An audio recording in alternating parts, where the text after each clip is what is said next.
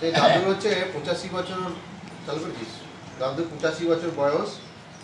দাদুর হচ্ছে যে ওইদিকে দাদুর 85 বছর বয়স, ক্রনিক ক্যালকুলাস কোলেসিস্টাইটিস ছিল, ঠিক আছে, মানে গল ব্লাডারে দীর্ঘদিন ধরে পাথর ছিল, 85 বছর বয়স। তার সঙ্গে ওনার বুকে আগে ইনফেকশন বা অন্যান্য আর্থাইটিসের প্রবলেম এইসব ছিল।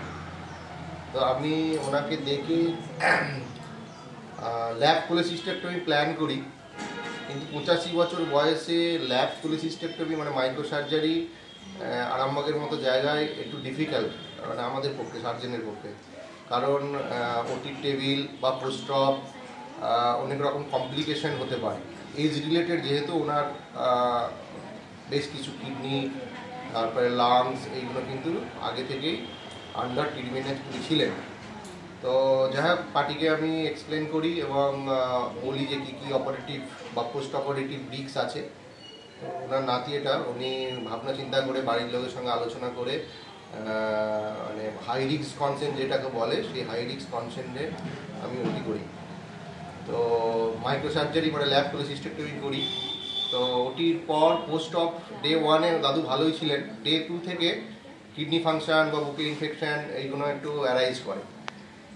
তো সেইগুলোকে আস্তে আস্তে আমরা ট্রিটমেন্টে, আন্ডার ট্রিটমেন্টের মধ্যে ক্লোজ অবজারভেশনে রেখে, হ্যাঁ, জেনারেল বেডেতে, কোনো আইসিইউতে না দিয়ে জেনারেল বেডেই পেশেন্টের কস্ট মাথায় রেখে ওনাকে ট্রিটমেন্ট করি। আজকে প্রায় 6-7 দিন হলো, তাই তো?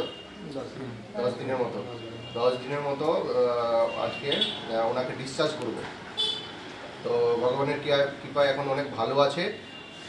যেটা বলার হচ্ছে যে 85 বছর বয়সে মাইক্রো সার্জারি পেশেন্ট যদি ক্লিনিক্যালি বা অপারেটিভ যে রিস্কগুলো, সেইগুলো যদি পেশেন্টরা মানে সাহস দেয় আমাদের, সেক্ষেত্রে আমরা করতে সাহস পাই। কারণ যে কোনো অপরচুনিটিতে একটা রিস্ক ফ্যাক্টর থাকে। তো উনি রিস্ক নিয়েছিল, করা হয়েছে, সাকসেসফুলি বাড়ি যাবে। ঠিক আছে, বলো দাদু কেমন আছো? অসুবিধা কিছু নেই তো? কোমরটা ব্যথা ওগুলো কমে যাবে আস্তে আস্তে, এজ রিলেটেড যেগুলো আছে। বলো তুমি একটু বলো কেমন আছে দাদু? হ্যাঁ, কতটা খারাপ ছিল? ঠিক আছে, চলো।